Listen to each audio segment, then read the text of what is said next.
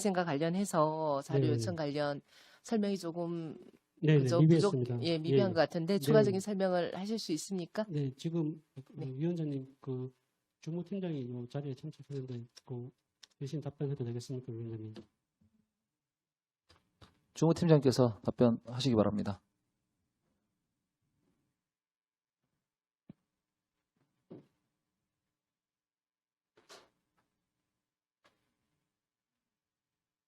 앉아서 편하게 하시면 됩니다. 안녕하십니까. 울진군 의료원 요양병원 진료팀장 황금수입니다.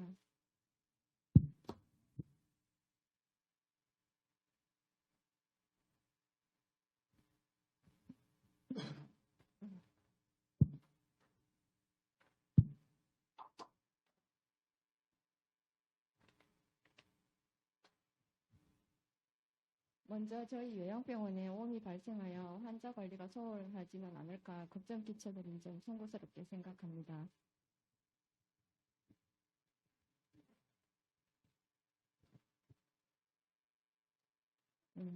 의원님이 말씀하시는 오음 관리에 대한 지침은 저희가 따로 마련하지는 못했고 앞으로 매뉴얼을 만들어서 좀 더 체계적으로 관리할 계획입니다.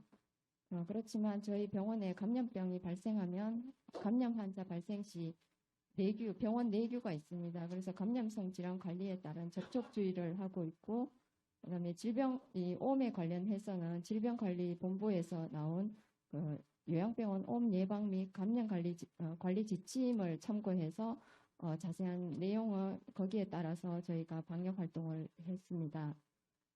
의원님이 말씀하신 이제 오음 환자 관리에 대해서 말씀드리겠습니다.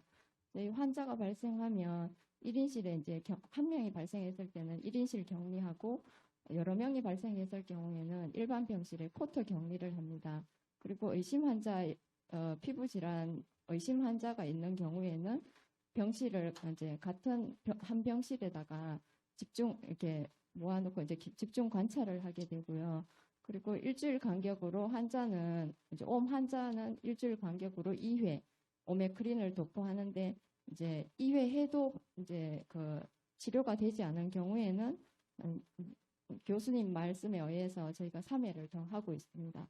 그렇게 하고 이제 피부과 진료 왔을 때 진료를 받고 약물을 또 이제 알러지 약물을 또 처방을 받게 돼서 이제 투약을 하게 됩니다.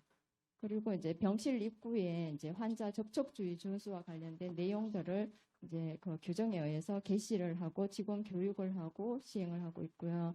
접촉자 관리는 정상이 있는 경우에는 근무 배제가 원칙인데 이제 인력이 부족한 부분이 있다 보니까 개인 보호구를 착용을 하고 이제 근무를 하게 됩니다. 그리고 피부과 진료 후에 또 이제 접촉자가 있는 이제 일주일 간격으로 마찬가지로 2회 유정상인 경우에는 그렇게 이제 2회 도포를 하고요. 무정상인 경우에는 예방적 차원에서 오메크린을 1회 도포를 합니다.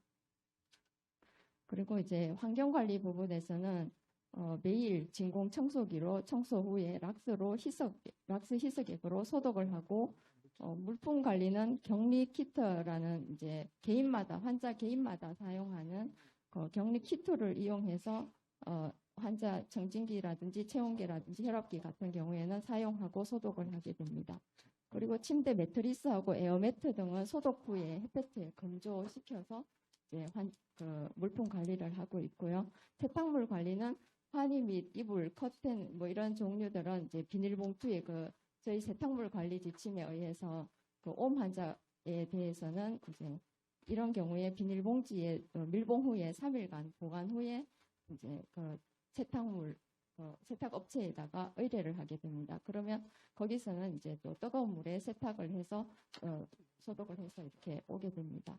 그렇게 하고 그다음에 저희가 치료는 지금 현재는 입원 환자 중에 지금 새로 발생한 환자는 없는데 그동안에 이제 제가 왔을 때 작년에 제가 이제 요양병원에 오게 됐는데 22년 7월 달에 처음에 이제 제가 왔을 때 발생을 했던 부분에서 그 같은 환자에서 또 재발한 경우가 한 분 있었었고요. 나머지는 이제 또 발생하고 치료해서 이제 또 치료가 다 끝난 상황입니다. 그리고 이제 환자 그 보고 체계는 저희가 이제 제가 담당자라고는 했지만 원래 이제 저희가 감염병이 발생이 되면 감염 관리 저희가 담당자가 겸임을 합니다. 병동 수간호사가 이제 감염 관리 저희 인력이 없다 보니까 일단 그 수간호사가 겸임을 하게 돼서 그 이제 수간호사가 다 해야 되지만 할 수 없는 교대 근무를 하거든요. 수간호사임에도 불구하고 인력이 없다 보니까 교대 근무를 하니까 일정 부분 제가 감염병 발생 보고나 이런 부분들은 제가 이제 보건소에 보고하고 이렇게 하고 있습니다. 그런데 이제 이런 그러니까 옴도 마찬가지로 이제 뭐 법정 감염병은 아니지만 저희 내부적으로는 병동에서 발생하면 이제 담당 팀장인 저한테 보고를 하면 저는 이제 발생 보고 현황을 이제 부장님한테 보고하고 원장님한테 최종 결재를 덕하고 저희가 방역 활동을 이렇게 합니다 하고 보고를 합니다. 그렇게 하고 이제 보건소에는 제가 따로 이런 보고를 못했는데 그런 부분은 이제 의원님 말씀대로 저도 이번에 처음 이제 이렇게 저는 그냥 기존 이제 뭐 법정 감염병 신고나 그런 체계에 따라서만 보고를 했는데 앞으로는 보건소 간부 회의나 뭐 이런데 또 발생 보고를 할 수 있도록 협조를 구하고 보건소와 적극적으로 협조해서 대처해 나가도록 하겠습니다. 네, 팀장님 설명 잘 들었습니다. 옴 발생 관련해서 제가 말씀을 드린 거는 일단은 옴 환자가 발생했고 우리 울진군에서 운영하는 의료기관에 옴 환자가 발생을 했고 옴 환자와 발생과 관련해서 아마 요양병원에서 조치할 수 있는 부분들은 다 어떤 경과에 의해서 했을 거예요.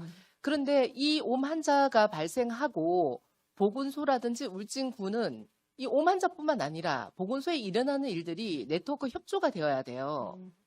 그래서 매 주간 회의 있는데 의료원에 있는 직원이 보건소에 가서 같이 회의에 참석하는 거 아니겠습니까? 근데 결론적으로 이런 부분, 현실에 일어나는 중요한 이런 부분들이 보고라기보다 동양 보고 지금 의료원에서 이런 상황이 이루어진다라는 이런 절차가 이루어지지 않았다는 거는 제 생각에는 이 회의가 형식적인 회의밖에 되지 않는다라는 거예요. 그래서 여기 보면 요양원 옴 예방 및 관리 안내 질병관리본부에서 나온 책자입니다. 여기 내용에 봐도 옴 환자 발생 요양시설에 소독 및 방역 조치를 요청할 경우 관할 보건소가 적극 협조하여야 한다. 근데 이런 부분들을 보건소가 모르고 있다는 건 말이 안 돼요. 아주 사소한 것도 법적인 부분만 따져갖고 모든 게 해결되지 않습니다. 도의적인 부분, 이거 분명히 해야 됩니다. 책임이 있습니다. 그래서 이 질병관리본부에서 나온 이 매뉴얼과 군 자체 보고 체계를 만드십시오. 만들어서 사소한 거라도 국민들이 힘들어하고 필요로 한다면 만들어서 지켜야죠. 그래서 저는 사실 이 옴 발생을 해서 주민들이 힘들어하고 이런 부분을 들었을 때 이 관련 내용을 조사를 했을 때 법정 감염병이 아니다라고 해가지고 보고 체계가 없다. 이 답변에 저는 상당히 놀랍고 황당했습니다. 이 의료원이라는 기관은요. 단독으로 운영하는 기관이 아니에요. 매번 얘기하지만 울진군에 많은 출연금이 들어가서 운영이 되는 기관이에요. 그러면 울진군과 보건소와 의료원은 협력적인 네트워크가 형성이 되어야 돼요. 차단이 되어 있어요. 그래서 이런 부분들은 옴뿐만 아니라 의료원에 발생하는 아주 미비한 부분이라도 주 1회 보건소와 협력 관계를 갖추십시오. 네, 알겠습니다. 그렇게 하도록 하겠습니다.